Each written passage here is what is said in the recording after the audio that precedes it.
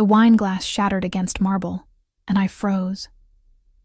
My hands trembled as crimson liquid spread across the pristine white floor of the Bellecourt dining room, seeping into expensive grout like blood into snow. Around me, the dinner service continued, crystal clinking, low conversations in Italian and English, the soft scrape of silverware against bone china. But I felt every eye in the room turn toward me, toward the clumsy waitress who'd just destroyed a piece of stemware that probably cost more than my monthly rent. "I'm so sorry," I whispered, dropping to my knees. The broken glass cut into my palm as I scrambled to gather the pieces. My uniform, a simple black dress that had seen better days, soaking up the wine. "I'm so sorry, I'll leave it." The manager, Marco, appeared beside me, his face tight with barely contained fury. He gripped my elbow hard enough to bruise, hauling me to my feet. "Kitchen.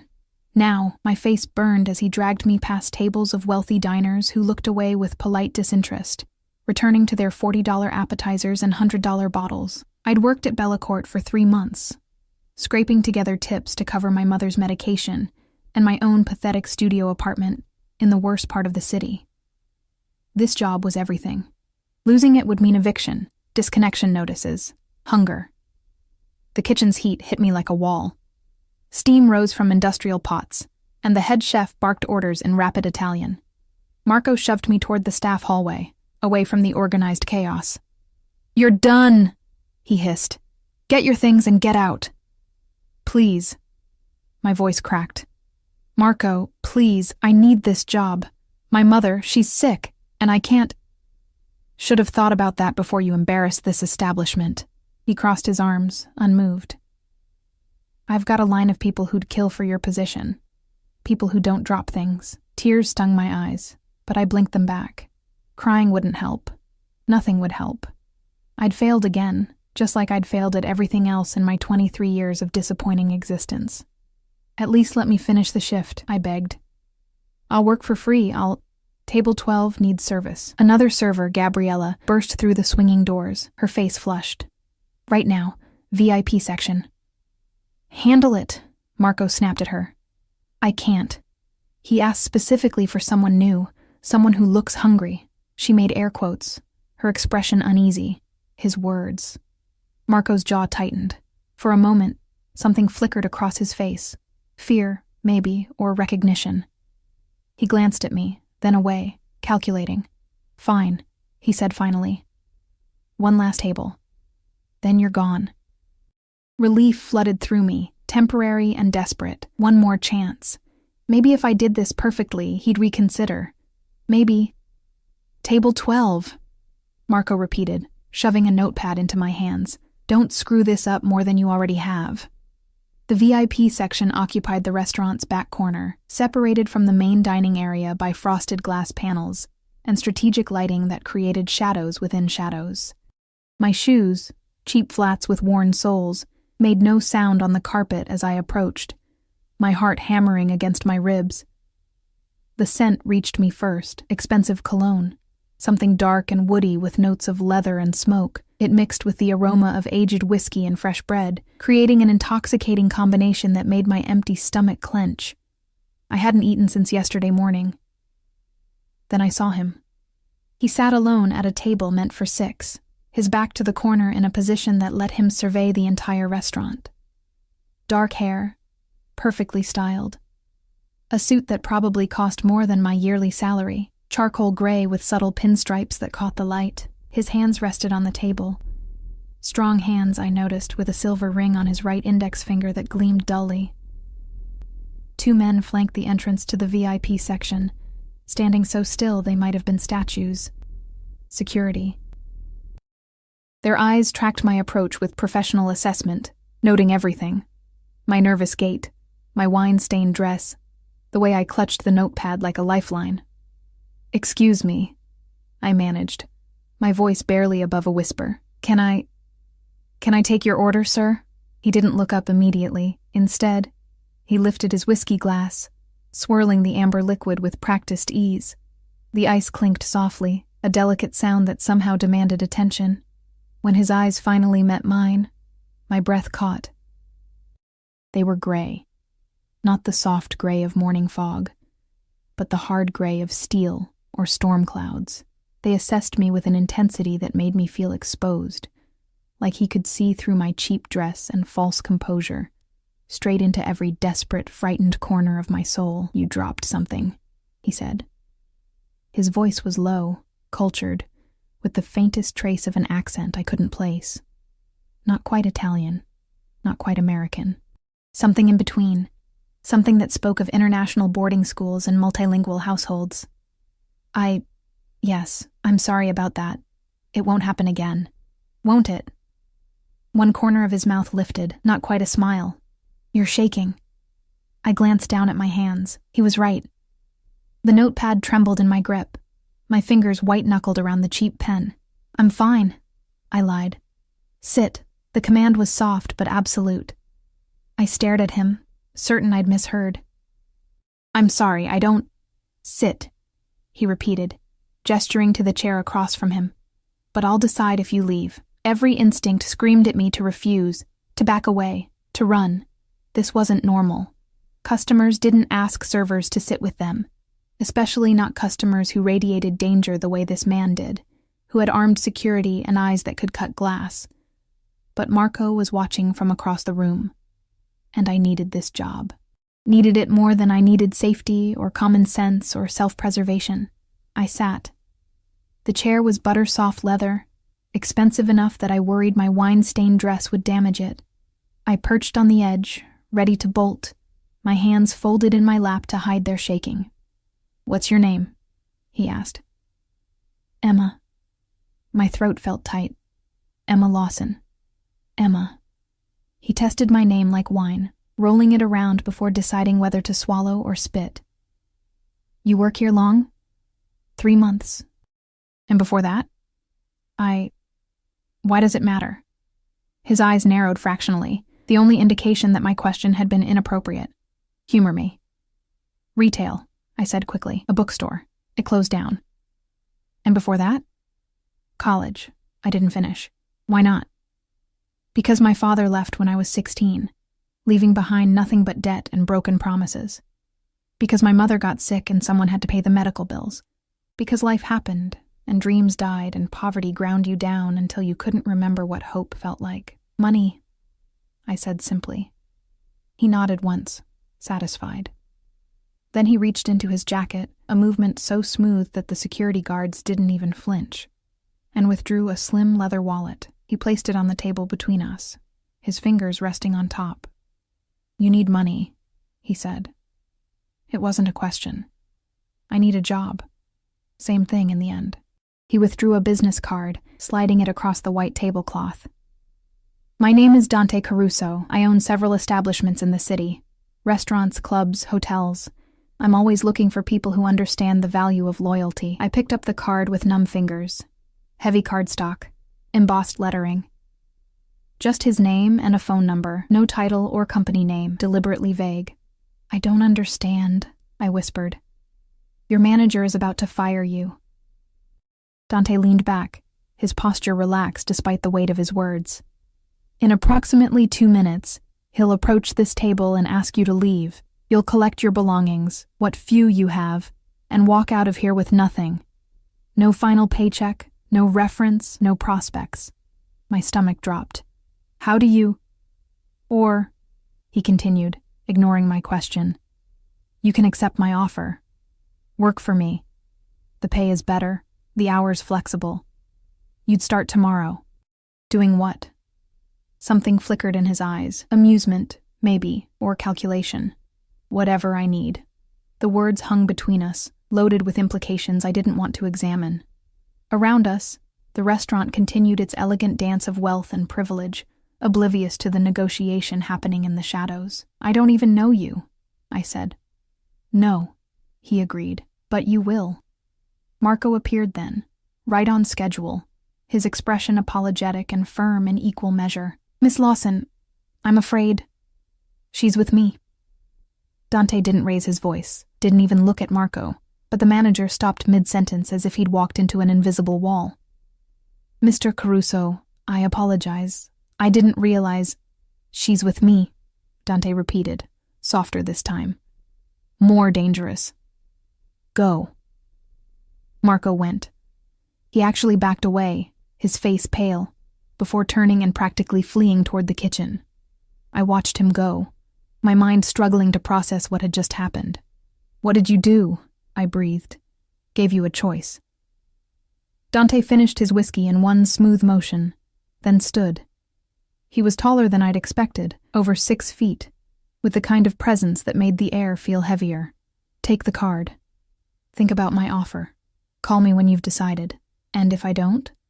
He adjusted his cufflinks, platinum I noticed, with some kind of insignia I couldn't make out. Then you walk out of here tonight with nothing, and I forget we ever met. He paused, his gray eyes locking onto mine with an intensity that made my breath catch. But you won't do that. How do you know? Because I can see it. He reached out and I flinched, but he only tucked a strand of my hair behind my ear, his touch gentle despite the calluses I felt on his fingertips. The hunger, the desperation. You're drowning, Emma Lawson, and I'm offering you a rope. What if it's a noose? His smile was sharp enough to cut.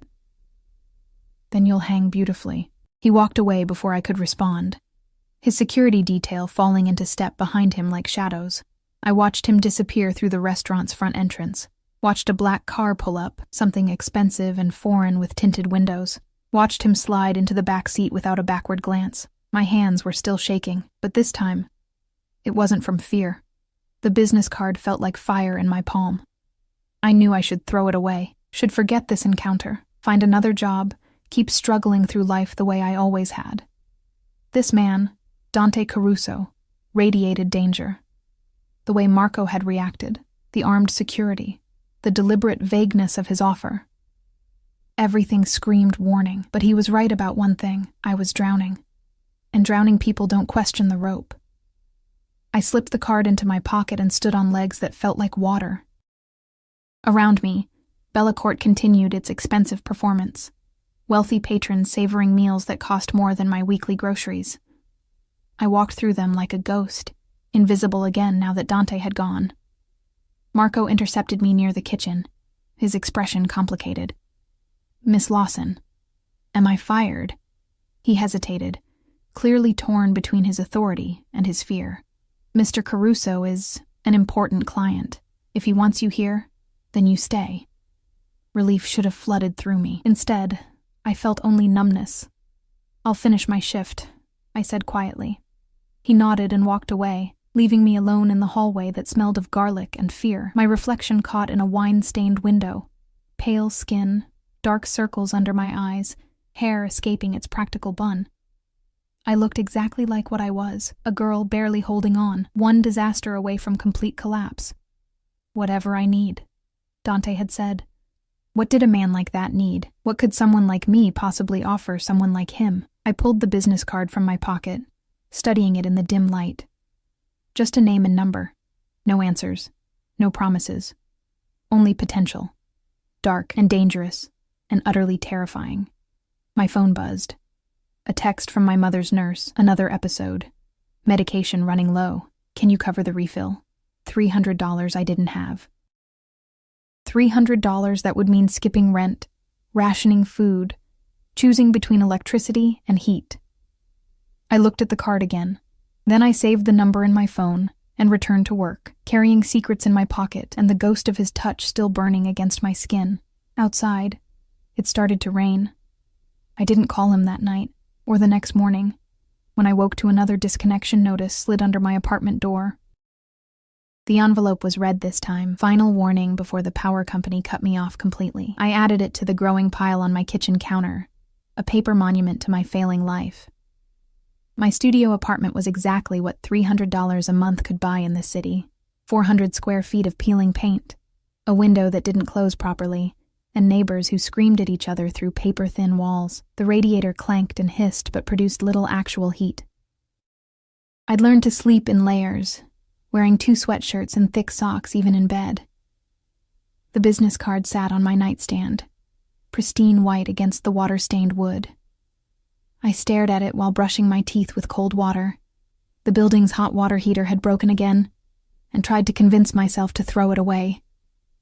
Dante Caruso was dangerous. Whatever he wanted from me couldn't be legal or safe or anything resembling a good decision. But my phone kept lighting up with texts I couldn't afford to answer. Mom's nurse. She needs the medication by Friday. Landlord. Rent was due yesterday. Late fee applies. Electric company. Final notice before disconnection. Each message was another wave pulling me under. Another reminder that drowning wasn't a metaphor. It was my reality. I returned to Bellecourt that evening, my uniform freshly washed but still faintly stained from the wine incident. Marco avoided my eyes when I clocked in, assigning me tables in the main dining room, far from the VIP section. The other servers whispered when they thought I couldn't hear, speculation running wild about my encounter with Dante Caruso. I heard he's connected, Gabriella murmured during our break, smoking a cigarette in the alley behind the kitchen. Like, seriously connected. My cousin's boyfriend works at one of his clubs downtown, and he says, I don't want to know, I interrupted. She exhaled smoke, studying me with knowing eyes. He gave you his number, didn't he? I didn't answer, but my silence was confirmation enough. Be careful, Emma. She crushed her cigarette under her shoe, suddenly serious.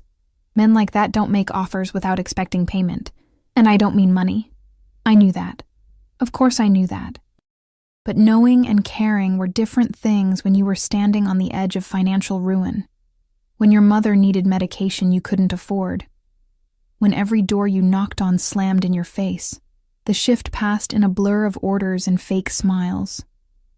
My feet ached by 9 o'clock, my back screaming from carrying heavy trays. A businessman left me a $5 tip on a $200 check, and I thanked him with gritted teeth. By the time I clocked out at midnight, I'd made $83. Barely enough for groceries, nowhere near enough for anything else. The rain had stopped, but the streets were still wet, reflecting neon signs and streetlights in fractured patterns. I walked to the bus stop, pulling my thin jacket tighter against the October cold. The last bus ran at 12:30. If I missed it, I'd have to walk home. 45 minutes through neighborhoods where girls like me disappeared. Miss Lawson. I spun around, my heart leaping into my throat. The black car idled at the curb, engine purring like a predator. Its windows were tinted so dark I couldn't see inside, but I knew. Somehow, I knew. The back door opened. Get in, Dante said from the shadows within. It's late. I'm fine. The bus was just canceled. He gestured to a digital sign at the bus stop, now displaying route suspended in harsh red letters. Driver shortage. You'll be waiting until morning. I glanced at the sign, then back at the car. This felt orchestrated, too convenient. Had he arranged this?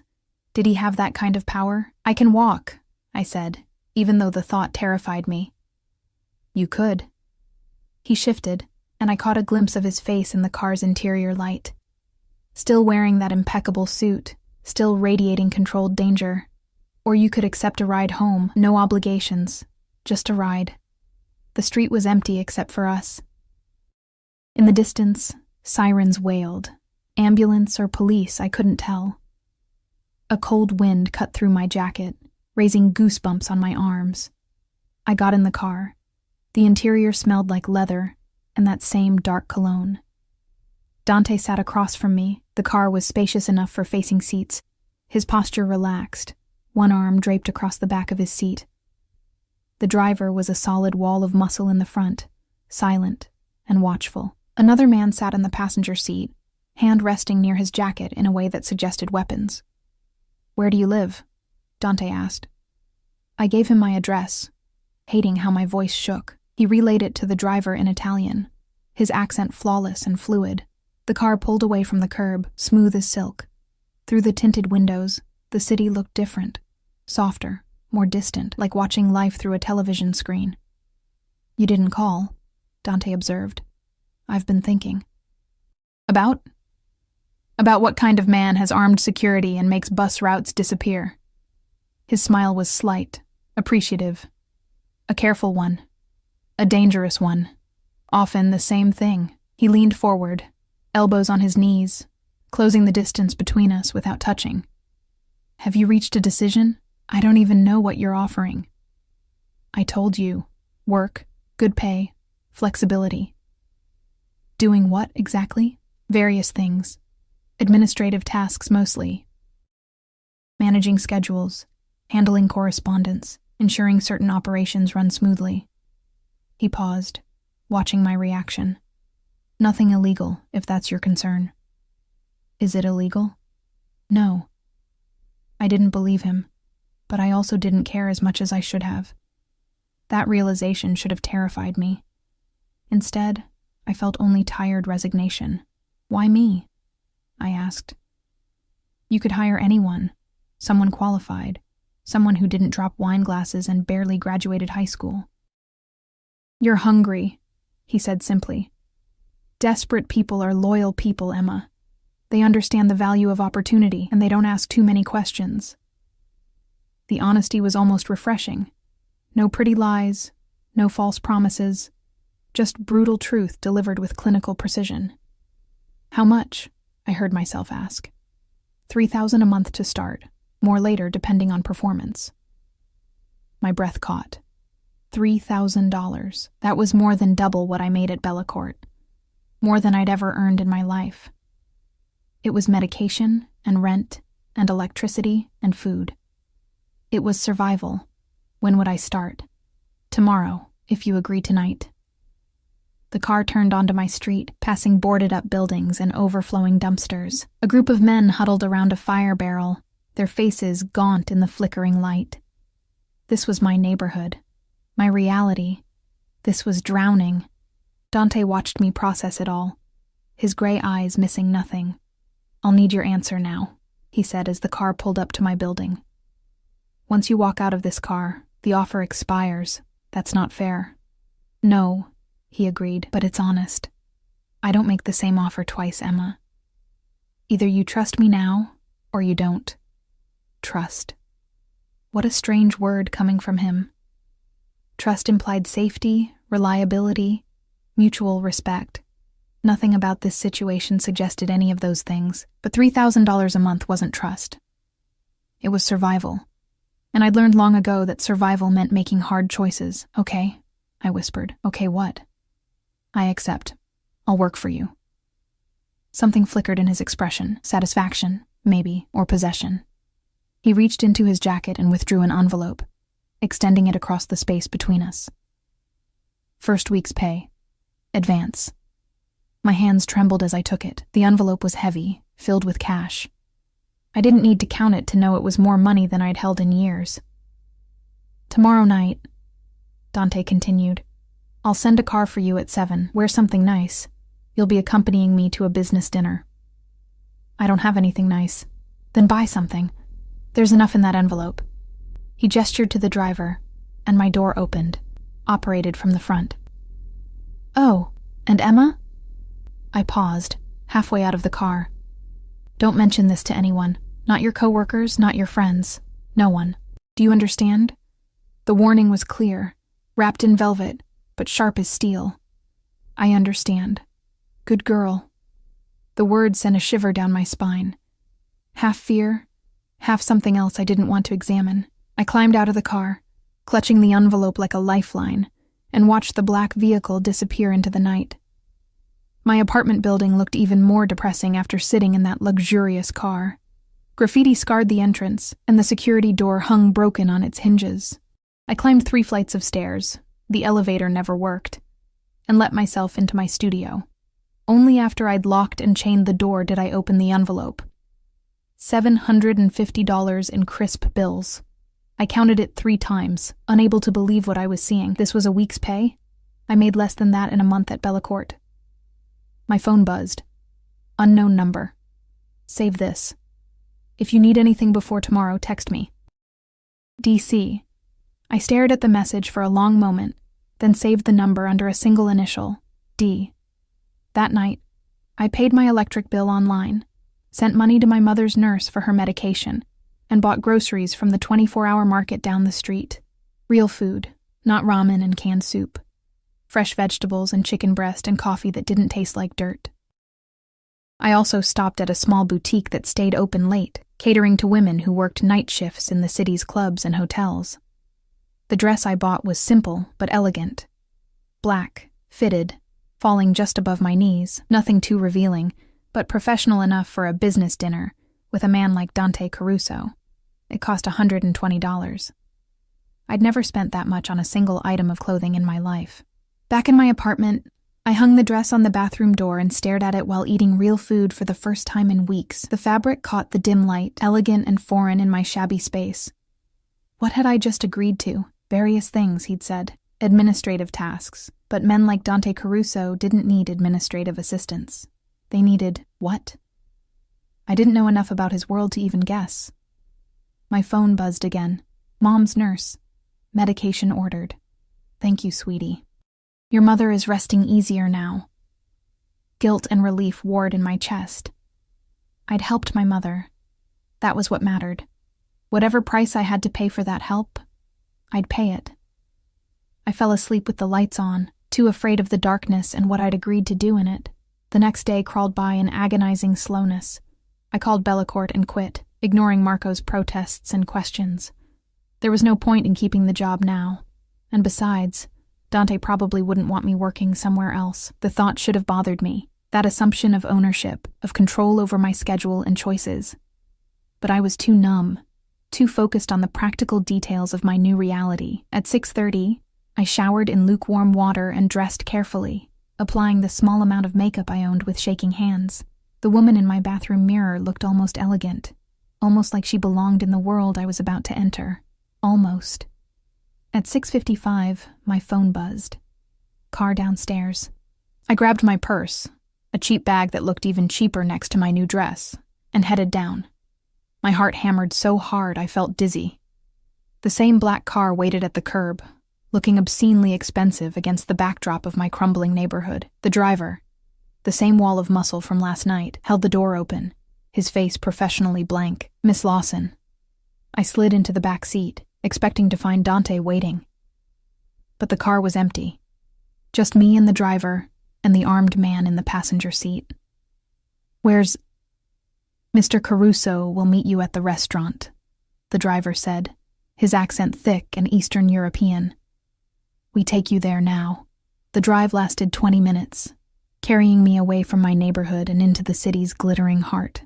We passed high-rise apartments and exclusive shops, theaters with marquees advertising shows I'd never see, restaurants I'd never afford. Finally, the car pulled up to a building I recognized, Rossi's, one of the city's most exclusive establishments. I'd walked past it once, marveling at the well-dressed couples disappearing through its brass doors, never imagining I'd ever step inside. "Mr. Caruso waits inside," the driver said, opening my door. "Hostess knows you are coming." I climbed out on unsteady legs, my cheap heels clicking against the sidewalk. The driver pulled away immediately, leaving me alone on the street. The hostess was an elegant woman in her 40s, her hair swept into a perfect chignon. She smiled when I approached, but her eyes were assessing, calculating. "Emma Lawson?" "Yes." "Right this way, please." She led me through the restaurant, past tables of wealthy diners who barely glanced up. The air smelled of truffle oil and expensive wine, of old money and older secrets. Dante waited at a corner table, partially hidden by strategic lighting and a cascading wall of greenery. He stood when he saw me, his gray eyes traveling over my new dress with obvious approval. "Emma," he gestured to the seat across from him, "sit." And just like that, I was in his world, no longer drowning, but caught in something far more dangerous. A current I couldn't fight. A riptide pulling me under. "You look nervous," Dante observed, his fingers drumming once against the white tablecloth before falling still. I was more than nervous. I was terrified. Every instinct screamed that I didn't belong here, among these people who wore wealth like a second skin, who ordered wine without checking prices, and laughed at jokes I'd never understand. "I've never been somewhere like this," I admitted, my voice barely audible over the soft jazz playing from hidden speakers. "I know." He leaned back, studying me with that unnerving intensity. "That's why you're here." Before I could ask what he meant, a waiter appeared, older, distinguished, with the kind of face that suggested he'd seen everything and judged nothing. He greeted Dante in Italian, warm and deferential, then switched to English for my benefit. "The lady will have the salmon," Dante said, not asking what I wanted. "Prepared as before, and bring us the montrachet." The waiter nodded and disappeared, leaving us alone in our corner sanctuary. Around us, the restaurant hummed with quiet conversations and the delicate clink of expensive silverware. "I can order for myself," I said, finding a small spark of defiance beneath my fear. "You could," Dante agreed, "but you'd choose the cheapest item on the menu because you're used to counting every dollar. Tonight, you don't have to do that." The accuracy of his observation stung. He was right. I'd already been scanning the menu, doing mental calculations, choosing the least expensive option, even though he was paying. "You're very observant," I said carefully. "I have to be. In my line of work, missing details gets people killed." The words hung between us, casual and chilling. I gripped my napkin under the table, twisting the expensive linen between my fingers. "What exactly is your line of work?" "Import and export, primarily. I facilitate transactions between parties who might otherwise have difficulty doing business together." His smile was slight, revealing nothing. "I'm what you might call a mediator." That's vague. Intentionally so. The wine arrived, and the sommelier poured with theatrical precision, offering Dante the first taste. He accepted it with barely a glance, his attention fixed on me. Once our glasses were filled and we were alone again, he raised his in a silent toast. "To new beginnings," he said. I lifted my glass, the crystal heavy in my hand, "and to knowing what I'm beginning. All in good time, Emma." He sipped his wine, and I noticed the way his eyes never stopped moving, constantly scanning the restaurant's entrance, the other diners, the staff. "First, I need to know I can trust you. You're the one who offered me a job. Shouldn't I be the one worried about trust?" "Perhaps." He set down his glass, and I caught sight of the ring on his finger again. Silver with an engraved emblem I couldn't make out. "But you accepted money from a stranger, got in his car, and came here tonight. That suggests either bravery or desperation. I need to know which. Does it matter?" "Very much." He leaned forward, and the soft lighting cast shadows across his face, making him look older, harder. Brave people take unnecessary risks. Desperate people are predictable. I prefer predictable. The honesty should have insulted me. Instead, I felt oddly respected, like he was treating me as an intelligent adult, rather than a naive girl he could manipulate with pretty words. "I'm desperate," I said quietly.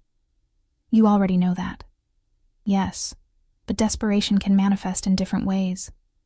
Some people become reckless when they're drowning. They lash out, make scenes, become liabilities." His gray eyes held mine, unblinking. "I need to know you won't be a liability, Emma."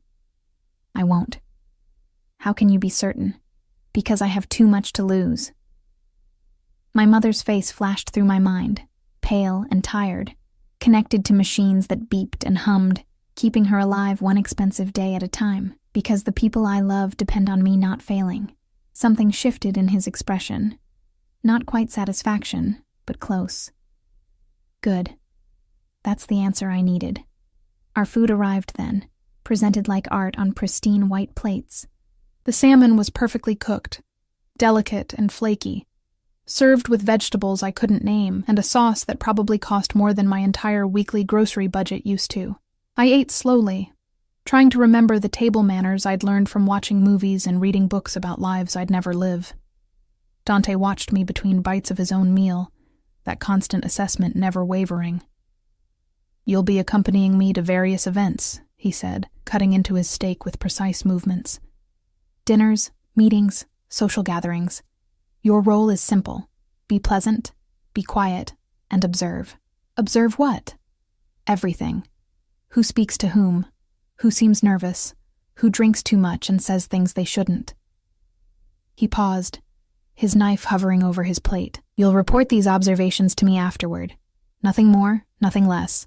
You want me to spy on people. I want you to pay attention. There's a difference." "Is there?"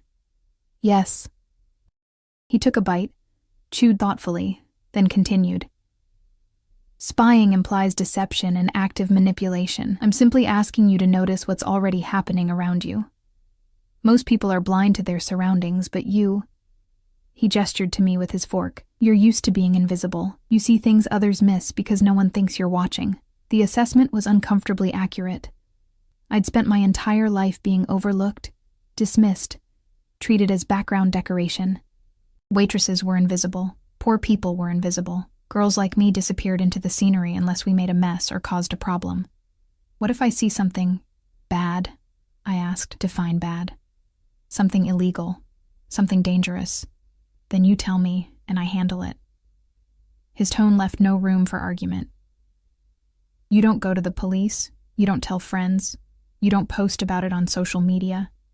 You tell me, and only me. Understood? I nodded. My appetite vanishing despite the exquisite food in front of me. There's something else you need to understand, Dante continued, his voice dropping lower. By accepting this position, you're placing yourself under my protection. That means certain rules apply. Rules. You don't go anywhere without telling me first. You don't meet with anyone I haven't approved. You don't take jobs or make decisions that might compromise your safety or mine. He set down his fork, his full attention focused on me with laser precision. And you absolutely do not involve yourself with other men. The last rule made my breath catch. Excuse me? I need to know where you are and who you're with at all times. Romantic entanglements complicate things, create vulnerabilities.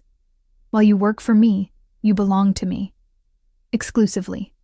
Heat flooded my face, part anger, part something more complicated. I'm not your property. No. He agreed, but you are my responsibility. And I protect what's mine, Emma. Completely. Absolutely. Without exception. The possessiveness in his voice should have sent me running. Instead, it sparked something in my chest, a dangerous warmth that had nothing to do with the wine. And if I refuse these rules? I asked, my voice steadier than I felt. Then we end this arrangement now. You keep the advance I gave you, call it severance, and we never speak again. He picked up his wine glass, swirling the golden liquid. But you'll be back to where you were 2 days ago. Drowning. Alone. Desperate. The threat was clear, wrapped in civility but sharp as any blade. He was giving me a choice, but we both knew it wasn't really a choice at all. I understand, I whispered. Do you? He set down his glass and reached across the table, his hand covering mine before I could pull away. His skin was warm, his grip firm but not painful. Because once you agree to this, Emma, there's no going back. You'll be in my world, surrounded by my people, protected by my rules. That protection comes with a price. What price? Your freedom. His thumb traced small circles on the back of my hand, a gesture almost tender despite his words. Your autonomy. Your ability to make decisions without consulting me first. Some would call it a cage, even if it's lined with gold. I should have pulled away. Should have stood up, walked out, returned to my miserable apartment, and my poverty and my freedom to fail on my own terms. But his hand was warm, and the restaurant was beautiful, and the salmon had been the best thing I'd eaten in months. And most importantly, my mother was safe, her medication paid for, her bills covered. What was freedom worth when you were drowning? I agree, I said. Dante's smile was slow, satisfied. Good girl. He released my hand, and I immediately felt the absence of his warmth, the loss of that strange connection. I picked up my wine glass to give my trembling hands something to do. We'll start slowly, he continued, returning to his meal as if we'd just discussed the weather, rather than my complete surrender. Tonight is simply dinner. Tomorrow I'll take you shopping. You'll need more appropriate clothing for the events we'll attend. Then Friday, there's a gallery opening. Nothing too challenging, just an opportunity for you to practice being seen but not noticed. That doesn't make sense. It will. He caught the waiter's eye, some silent communication passing between them. In my world, the most dangerous people are often the most invisible. They blend in, observe, gather information. You'll learn to do the same. Dessert arrived, a delicate chocolate creation that looked too beautiful to eat. I picked at it while Dante finished his coffee, his eyes constantly roaming the restaurant even as he maintained our conversation. There are men here watching us, I said suddenly, the realization hitting me like cold water. Dante didn't seem surprised. Yes. Are they with you? Some. Others belong to people who are curious about my dinner companion. Fear spiked through me. Is that dangerous? Not while you're with me." His voice carried absolute certainty. "No one would dare approach this table, Emma. Not unless they want to start a war they can't win." The casual mention of war made my stomach clench. What kind of world had I stepped into? What kind of man inspired that level of fear and respect? As if reading my thoughts, Dante leaned back, his expression softening fractionally. "You're safe with me. That's not a promise I make lightly. And it's not one I've ever broken. Whatever else happens, whatever you see or hear or learn, remember that. I protect what's mine." There it was again. That possessive claim, that sense of ownership that should have repulsed me but instead made me feel something I hadn't felt in years. Protected. Valued. Important. Why me? I asked again, unable to let the question go. There must be hundreds of desperate girls in this city. Why choose me? Dante was quiet for a long moment, studying me with those penetrating gray eyes. When he finally spoke, his voice was soft, almost contemplative, because when you looked at me in that restaurant, you didn't see money or power or danger. You saw a person. He paused. Most people in my life want something from me. They see an opportunity, a target, a tool to be used. But you just saw someone who might be able to help you. That kind of honesty is rare in my world, Emma. Valuable. I didn't know what to say to that, so I said nothing. We finished our dessert in companionable silence, the weight of my decision settling around my shoulders like a heavy cloak. When the bill came, Dante paid with a black credit card that had no visible numbers or name. The waiter accepted it with the same deference he'd shown all evening, returning it with a small bow. "My car will take you home," Dante said as we stood. He helped me with my chair, his hand resting briefly on the small of my back, a touch that burned through the thin fabric of my dress. "I'll send a driver for you tomorrow at noon. Be ready. For shopping?" Among other things. His smile was enigmatic. "Sleep well, Emma. You'll need your rest." The drive home felt longer than it had coming, the city lights blurring past as exhaustion and wine caught up with me. The driver remained silent, professional, depositing me at my building's entrance with a curt nod. My apartment felt smaller than ever after Rossi's elegance, more shabby and depressing, but it was mine. At least for now. I hung up my new dress carefully, then collapsed onto my bed fully clothed, too tired to even undress properly. My phone buzzed. A text from Dee. "You did well tonight. Rest. Tomorrow we begin properly." I stared at the message, my thumb hovering over the keyboard. 1,000 questions crowded my mind, but I was too exhausted to articulate any of them. Instead, I typed a simple response. "Thank you for dinner." His reply came immediately, the first of many. I fell asleep with my phone in my hand, dreaming of gray eyes and golden cages, and the terrifying thrill of falling into something I couldn't escape. The black car arrived at noon exactly, idling outside my building like a sleek predator. I'd spent the morning pacing my apartment, second-guessing everything, wondering if I could still back out.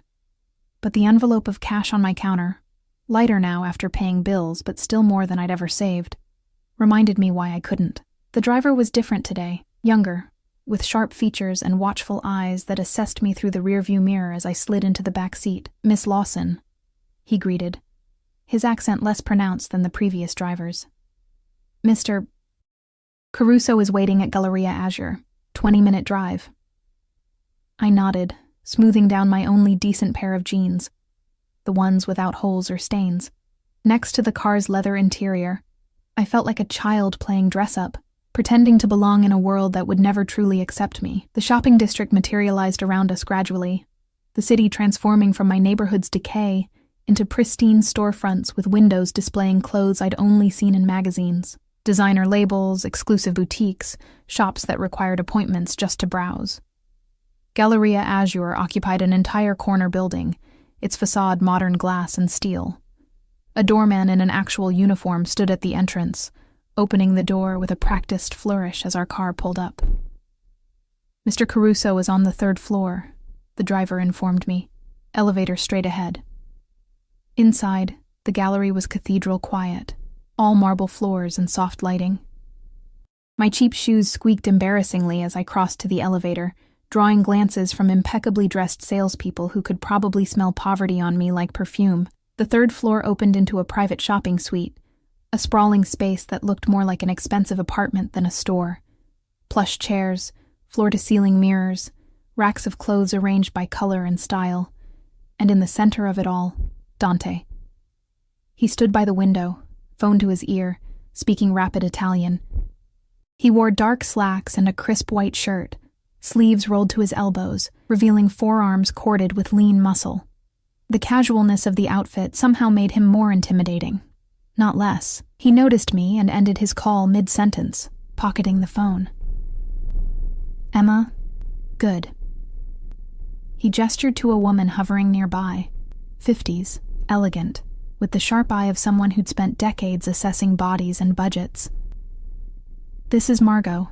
She'll be helping you today." "Helping me what?" "Build a wardrobe." He moved closer, circling me slowly, and I felt like prey being evaluated by a predator. "You'll need appropriate attire for various occasions.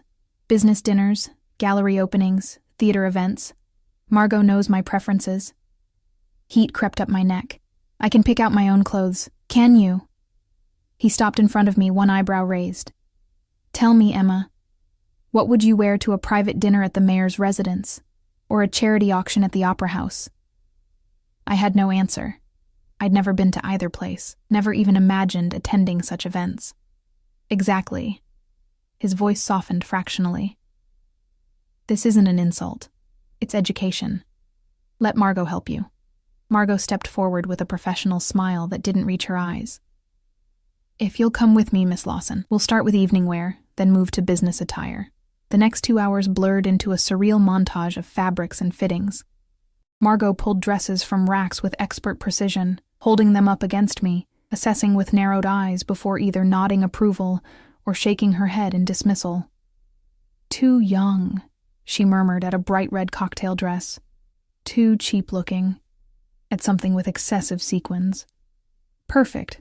Add a midnight blue silk number that probably cost more than my monthly rent used to be." I tried on dress after dress, emerging from the dressing room to model them for Dante, who sat in one of the plush chairs, a glass of whiskey in hand, watching with the focused attention of someone evaluating an investment. "Turn around," he'd command, and I'd spin slowly, feeling his gaze trace every line, every curve. "Good. That one stays." Some dresses he rejected immediately, too revealing, too trendy, too anything.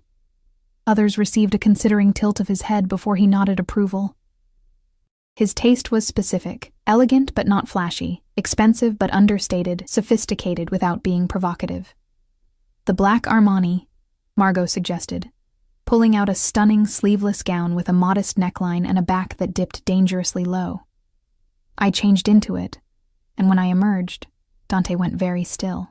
"Turn around," he said, his voice quieter than before. I did, slowly, feeling the silk slide against my skin like water. The back exposed more skin than I'd ever shown in public, the fabric stopping just above the curve of my lower back. "No," Dante said finally. Margot frowned. "But sir, it's perfect for the opera gala next month."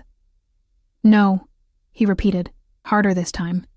His jaw was tight, his hands gripping the chair's arms with visible tension.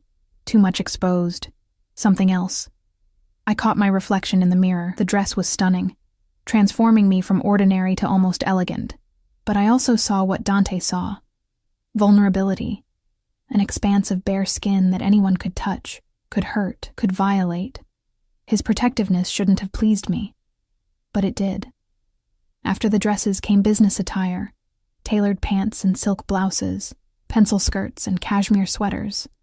Then shoes, bags, a coat that felt like wearing a cloud.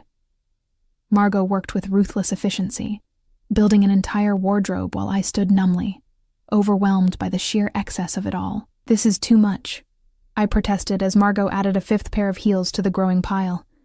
"I don't need all this." "I decide what you need," Dante said, not looking up from his phone. "Margot, add the jewelry we discussed." "No." I surprised myself with the firmness in my voice. "Jewelry is too much. I'll lose it or break it or, Emma. He set down his phone, giving me his full attention. These aren't gifts. They're tools. Uniforms, if you prefer. When you accompany me to events, you represent me. That requires looking the part. I'm not your doll. No, he agreed, standing and crossing to where I stood in yet another dress, this one emerald green and perfectly tailored. You're my employee, and part of your employment is presentation. Is that really so different from Bellecourt requiring you to wear their uniform? Yes, I said stubbornly, even though I couldn't articulate why. He studied me for a long moment, then turned to Margot. Give us a moment. She disappeared with practiced discretion, leaving us alone among thousands of dollars worth of clothes.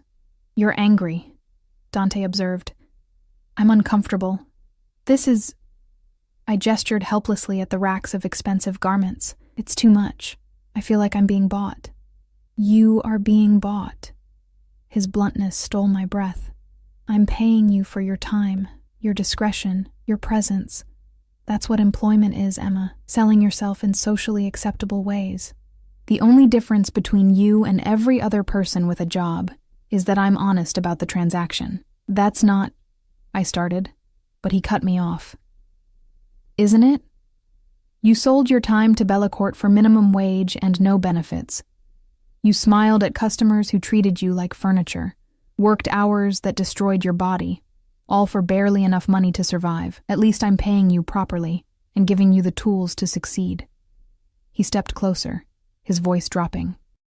But if you truly want to walk away, if this violates some principle you hold dear, then leave.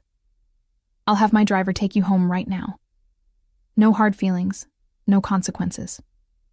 His gray eyes held mine, waiting. And I knew. We both knew I wouldn't leave. Fine, I whispered, but nothing too expensive, please. His smile was slight but genuine. Everything here is expensive, Emma. You'll have to be more specific. No diamonds. Agreed.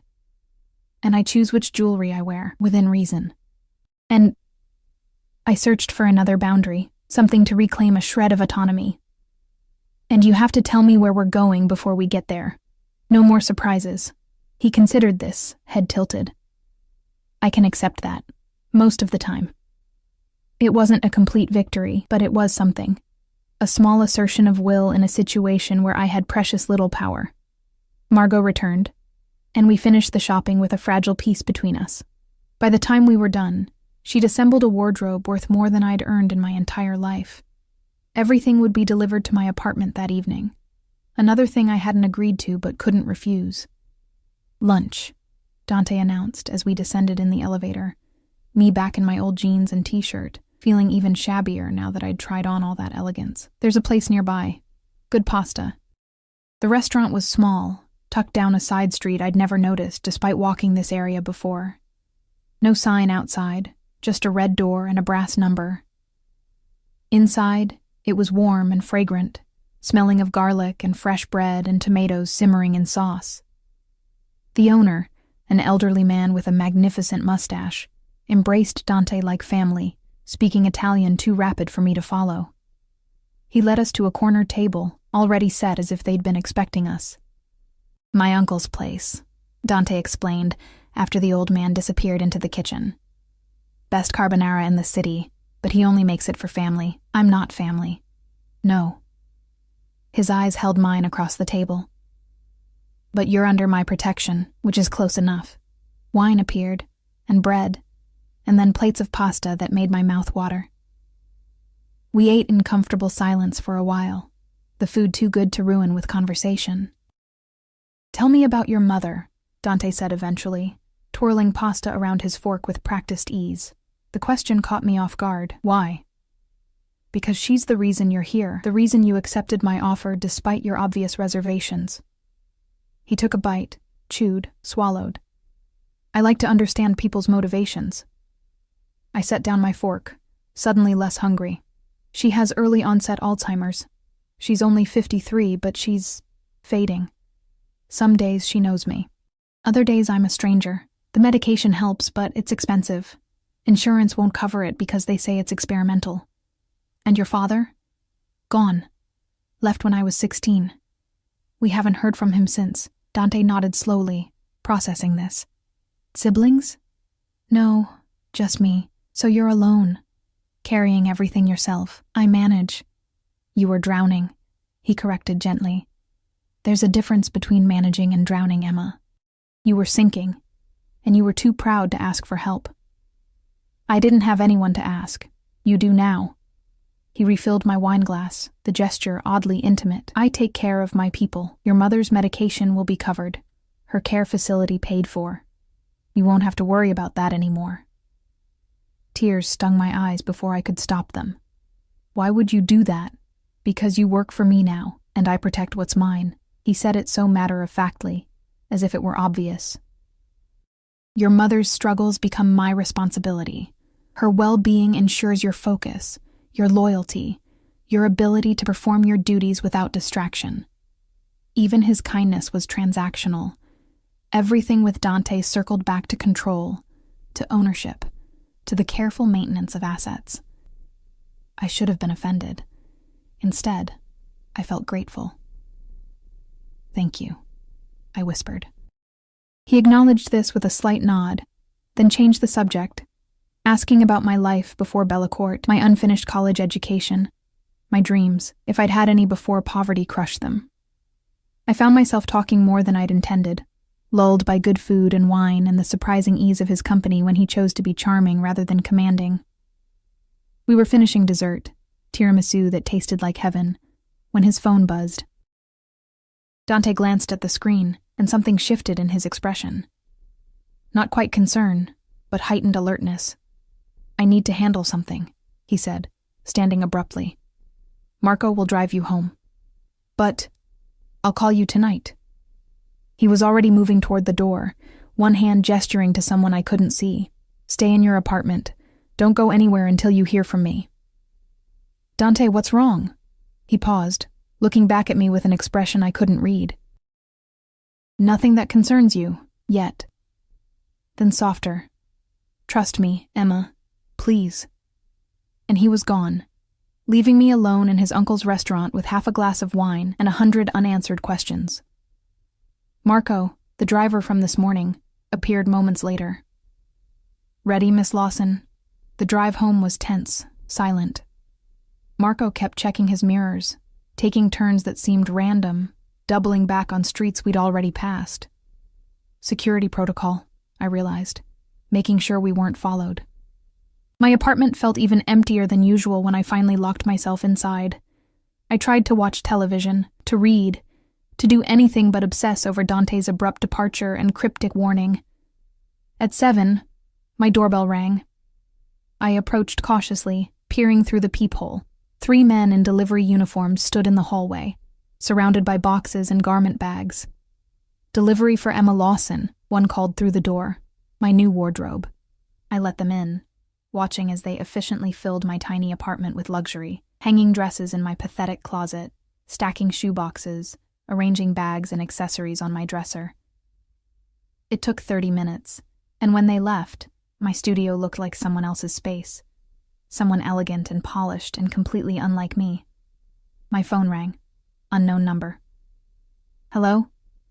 It's me. Dante's voice rougher than usual. Tired. You received the delivery?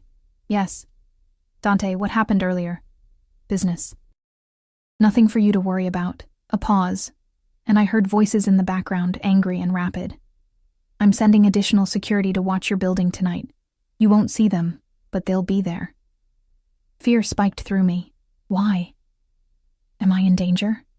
No, but I'm careful, and I don't take chances with things that matter to me. More voices. Someone calling his name urgently. I have to go. Sleep well, Emma. Tomorrow we begin your real education. He hung up before I could respond. I stood in my apartment full of expensive clothes I didn't choose, protected by invisible guards I didn't ask for, working for a man whose world I didn't understand. And the terrifying thing, the truly terrifying thing, was that some part of me felt safer than I had in years. Protected. Valued. Owned. I fell asleep in a vintage t-shirt surrounded by Armani and Versace. My phone clutched in my hand in case he called again. He didn't.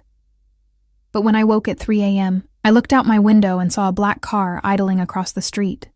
barely visible in the shadows. Watching. Waiting. Keeping me safe in a cage I was starting to forget was a cage at all. The gallery opening was everything I'd imagined high society would be. Elegant people holding champagne flutes, discussing art I didn't understand in voices polished by expensive educations.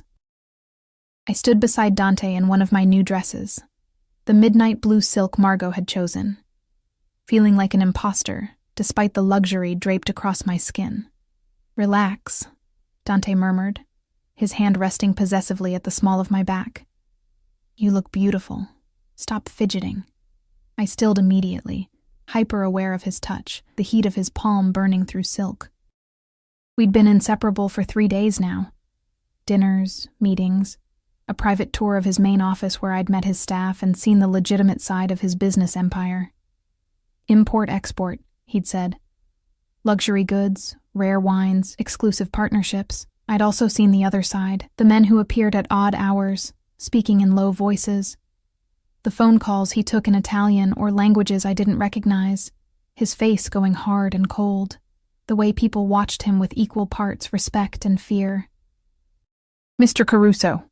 A silver-haired man approached, expensive suit and calculating eyes. "What a pleasure. I didn't expect to see you here tonight. Councilman Brooks." Dante's smile was polite, empty. "I could say the same. I didn't realize you appreciated modern art." "My wife insisted." Brooks's gaze slid to me, assessing and dismissive in the same glance. "And this is?"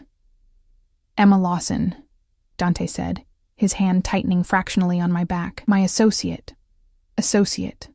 Not girlfriend, not date. The word was deliberately vague, leaving everything to interpretation. "Charming." Brooks nodded once, already losing interest. "Dante, might I have a word, privately?" "Of course." Dante turned to me, his gray eyes holding a warning. "Emma, why don't you admire the sculptures? I'll find you in a moment." I nodded and moved away, feeling exposed without his presence. The gallery was crowded, full of people who belonged here in ways I never would. I drifted toward a cluster of abstract sculptures, pretending to study them while really watching Dante and Brooks in my peripheral vision. They stood close, Brooks speaking urgently, while Dante listened with that unnervingly still attention. Then Brooks handed him something, an envelope, thick and presumably full of cash or documents. Dante pocketed it smoothly, said something that made Brooks go pale, and walked away without a backward glance. I'd just witnessed a transaction. Something illegal, probably. Something I was now complicit in simply by being here. "Beautiful, aren't they?" I jumped. A woman had materialized beside me, 30s, stunning in a way that spoke of good genetics and better cosmetic work. Her dress probably cost more than my entire new wardrobe combined. "Yes," I managed. "Very interesting," she laughed, the sound like crystal breaking. "You have no idea what you're looking at, do you? Is it that obvious? Only to someone paying attention." She extended a hand, nails perfectly manicured in blood red. "Sophia Marconi, and you're Dante's new pet project." The phrase stung, but I shook her hand anyway. "Emma Lawson. I know who you are. Everyone here knows who you are." Sophia gestured subtly to the room, and I realized people were watching us, watching me, with barely concealed curiosity. "You're the girl who appeared from nowhere, the one Dante's keeping close. I work for him." "Of course you do." Her smile was sharp. "Tell me, Emma, do you have any idea what you've gotten yourself into?" Before I could answer, Dante reappeared, his hand finding my waist with proprietary ease. "Sophia. Still spreading poison, I see. Dante, darling." She air-kissed his cheeks, her perfume cloying and expensive. "I was just getting to know your companion. She's adorable. Where did you find her?" "That's not your concern." His voice was pleasant, but I felt the tension in his body, coiled and ready. "If you'll excuse us." He guided me away before Sophia could respond, his grip on my waist firm enough to bruise. We moved through the crowd, Dante nodding at acquaintances but not stopping, until we reached a quieter corner near the exit. "Are you all right?" he asked, his eyes searching my face. "Who is she?" "Nobody important. The widow of a man who used to work for my family." His jaw tightened. She has opinions about things that don't concern her. She knew about me. They all know about me. Of course they do. You're with me. That makes you interesting. He cupped my face, his thumb brushing my cheek in a gesture that felt both tender and possessive. Ignore them, Emma. Their opinions don't matter, but they did matter. I could feel the weight of their stares, their speculation. They were wondering who I was, what I meant to Dante, whether I was a mistress or a mark, or something else entirely. I want to go home, I whispered. Something flickered in his expression. Disappointment, maybe, or frustration. But he nodded. All right, wait here. I'll bring the car around. He disappeared into the crowd, leaving me alone near the exit. I pulled out my phone, checking messages to have something to do with my hands. 3 texts from my mother's nurse. She had a good day, asked about you, seemed happy. Relief and guilt warred in my chest. At least she was okay. At least my choices were helping someone. Miss Lawson. I looked up. A man stood before me, late 20s, handsome in a generic way, with a smile that didn't reach his eyes. My employer would like to speak with you. Your employer? Mr. Vincent Romano. He's very interested in making your acquaintance. The man gestured toward a private viewing room off the main gallery. Just a few minutes of your time. Every instinct screamed danger. I'm waiting for someone. This won't take long. Please. His smile widened, revealing too many teeth. Mr. Romano doesn't like being refused. A threat disguised as courtesy. I glanced toward where Dante had disappeared, but he was nowhere in sight. The man took my hesitation as agreement, gripping my elbow and steering me toward the private room before I could protest. The room was smaller, more intimate, lit by soft spotlights that cast dramatic shadows. A man stood with his back to us, studying a painting that looked like nothing more than red slashes across black canvas. Mr. Romano, my escort announced. Miss Lawson. The man turned, and my breath caught. He was beautiful. There was no other word for it. Dark hair swept back from a face that belonged in Renaissance paintings, eyes so blue they looked artificial. But there was something wrong beneath the beauty, something cold and reptilian in his smile. Emma Lawson. He spoke my name like tasting wine, deciding whether to swallow or spit. What a pleasure. I've been curious about Dante's new acquisition. I'm not an acquisition. I work for him. Of course you do. He moved closer, and I resisted the urge to back away. Tell me, what exactly does that work entail? I'm fascinated by Dante's recent staffing decisions. Administrative tasks, scheduling, correspondence. Don't insult my intelligence. His voice remained pleasant, but his eyes went hard. Your leverage, a vulnerability. Dante's never kept someone close like this, never shown such obvious attachment. It makes me wonder what you mean to him. Fear spiked through me. Nothing. I'm nobody. Nobody doesn't get private security. Nobody doesn't receive gifts worth tens of thousands of dollars. Nobody doesn't make Dante Caruso leave business meetings early to check on them. He circled me slowly, a predator assessing prey. You're important to him, which makes you important to me. I don't know what you want. Information.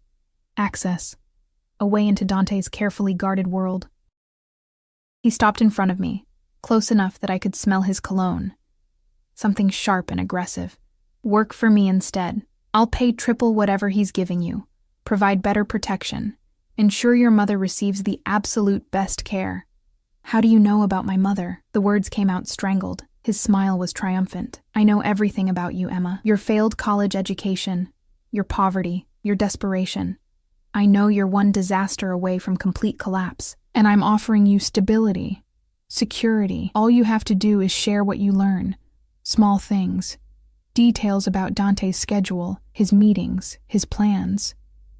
You want me to spy on him. I want you to be smart. Dante's protection won't last forever.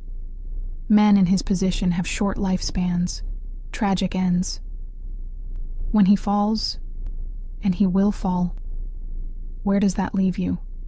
Back in poverty, or worse? He leaned in, his breath hot against my ear.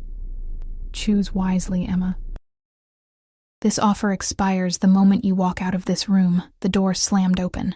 Dante stood in the entrance, and the temperature in the room seemed to drop 10 degrees. His face was a mask of controlled fury, gray eyes blazing with an intensity that made my knees weak. Vincent. His voice was dangerously soft. Are you harassing my employee? Romano stepped back, hands raised in mock surrender. Just having a conversation. No harm meant. No harm? Dante crossed the room in 3 strides, positioning himself between me and Romano. You corner her in a private room, make threats disguised as offers, and call it conversation? I made no threats. You mentioned her mother, her circumstances. You tried to recruit her against me. Each word came out harder, sharper. That sounds like a threat to me. The tension was suffocating. Romano's escort moved toward his jacket, and immediately 2 of Dante's security appeared in the doorway, hands hovering near their own weapons. Gentlemen. Romano raised his hands higher, smile still in place. Let's not ruin such a lovely evening.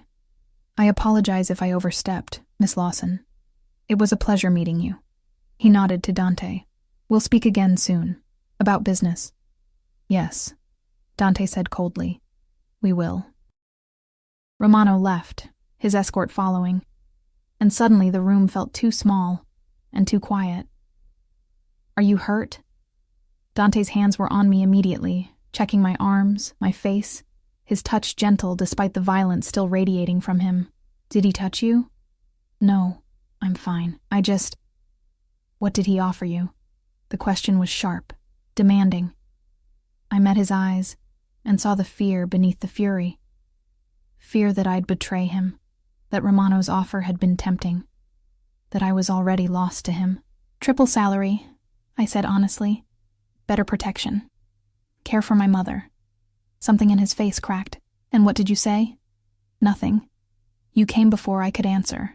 If I hadn't come, his hands tightened on my arms, not painful, but desperate. If you'd had to choose, Emma, what would you have said? I should have been angry at the possessiveness, the assumption of loyalty he hadn't truly earned. Instead, I reached up and touched his face, feeling the tension in his jaw, the barely leashed violence trembling beneath his control. I would have said no, I whispered.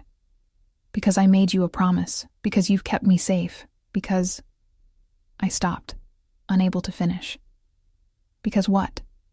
Because you see me, I admitted. Everyone else in my life has looked through me, past me, treated me like furniture or burden. But you see me, Dante, even when I wish you wouldn't. His kiss was sudden and consuming, all pretense of professional distance evaporating. He pulled me against him, one hand tangling in my hair while the other gripped my waist, holding me like I might disappear. I melted into him, into the heat and danger and desperate need radiating from every inch of his body. When he finally pulled back, we were both breathing hard. You're mine, he said roughly. Not my employee, not my associate. Mine, Emma, say it. I should have refused, should have maintained boundaries, kept professional distance, protected what little independence I had left. But standing in that private room, having just been threatened and then claimed, I realized the truth I'd been avoiding for days. I was already his, had been since the moment I sat at his table, since I accepted his card, since I chose his cage over freedom. Yours, I whispered. His smile was fierce, possessive, utterly triumphant. Good girl. 3 months later, I stood in Dante's penthouse apartment, our apartment now, though I still kept my old studio out of stubborn principle, watching the city lights sparkle below. My mother was in the best care facility in the state, her medication covered indefinitely, her lucid moments growing more frequent with proper treatment. I wore clothes I'd chosen myself, had learned to navigate Dante's world with increasing confidence, had become someone I barely recognized in the mirror, and I'd fallen completely, irrevocably in love with a man who dealt in shadows and violence and brutal honesty. What are you thinking? Dante appeared behind me, arms circling my waist, chin resting on my shoulder. About cages, I said. And how sometimes they're the safest place to be. He turned me in his arms, gray eyes searching mine. Do you regret it? Any of it? I thought about that girl in Bellecourt 3 months ago, desperate, drowning, invisible. I thought about the choices I'd made, the lines I'd crossed, the person I'd become under Dante's protection and possession. No, I said honestly. I don't regret it. Good. He kissed my forehead, gentle despite his nature. Because I'm never letting you go, Emma. You understand that, don't you? You're mine, completely, forever. The words should have terrified me. Instead, they felt like coming home. I know, I whispered against his chest. I know. Outside, the city hummed with life. People struggling and surviving, drowning and floating, making impossible choices in desperate circumstances. Once, I'd been one of them. Now, I was something else entirely. Protected, possessed, loved in the only way a man like Dante could love. Absolutely. Obsessively. With a devotion that bordered on madness. And maybe I was mad too, for accepting it, for craving it, for finding safety in a cage lined with gold and guarded by violence. But as Dante held me against him, his heartbeat steady beneath my ear, I realized something profound. Freedom meant nothing when you were drowning. Sometimes survival required surrender. Sometimes the cage was exactly where you needed to be. Vincent Romano had been dealt with. I didn't ask how, didn't want to know the details. The threats had stopped. The watching eyes had vanished. Dante's world had closed around me like armor, protecting me from everything except him. And maybe that was enough. Maybe that was everything. I love you, I said, the words surprising us both. Dante went very still, then pulled back to look at me, his expression unreadable. Emma, I know you didn't ask for it. I know it complicates things, but it's true. I met his eyes steadily. I love you, Dante Caruso, all of you. The darkness and danger and brutal honesty. The way you protect me even from myself. The cage you've built that somehow feels like freedom. For a long moment, he said nothing. Then his hand cupped my face with devastating gentleness. I've loved you since that first night, he admitted roughly. Since you sat across from me shaking and afraid but refusing to break. Since you chose poverty over compromise. Dignity over desperation. I've loved you from the beginning, Emma. I just didn't have the words. He kissed me then. Soft and slow and sweet. So different from that first consuming kiss in the gallery. This wasn't possession or claim or desperate need. This was promise. This was forever. When we finally broke apart, both of us smiled. Real smiles, not the careful masks we showed the world. What now? I asked. Now? He pulled me back against him, both of us looking out at the city that had nearly destroyed me and had ultimately led me to him. Now we live. We build something real from all this darkness. We protect each other, challenge each other, love each other despite everything and everyone who says we shouldn't. Sounds dangerous. Everything worth having is dangerous. His arms tightened around me. But I promise you this, Emma Lawson. Whatever comes, whatever wars or threats or challenges we face, you'll never drown again. Not while I'm breathing. Not while I have the power to protect you. And standing there in our penthouse sanctuary, wrapped in the arms of a dangerous man who loved me with terrifying intensity, I believed him. I'd walked into his world with nothing but desperation and borrowed time. Now I stood beside him as an equal, a partner, a woman who'd learned that sometimes salvation came wrapped in shadows, that protection could feel like possession, and that love, real love, meant choosing someone every single day, even when the choice was terrifying, especially when the choice was terrifying. Outside, it started to rain. Soft drops against the windows, washing the city clean, and inside our golden cage, wrapped in each other's arms, we were finally, completely home. Two broken people who'd found each other in the darkness and built something beautiful from the wreckage. Two souls who'd learned that drowning was only fatal if you faced it alone. Two hearts beating in perfect dangerous synchrony, protected by shadows and sealed with promises that would outlast any storm. Can I sit here? I'd asked that first night. Sit. But I'll decide if you leave, he'd answered. And in the end, I'd never left at all. I'd simply stopped wanting to.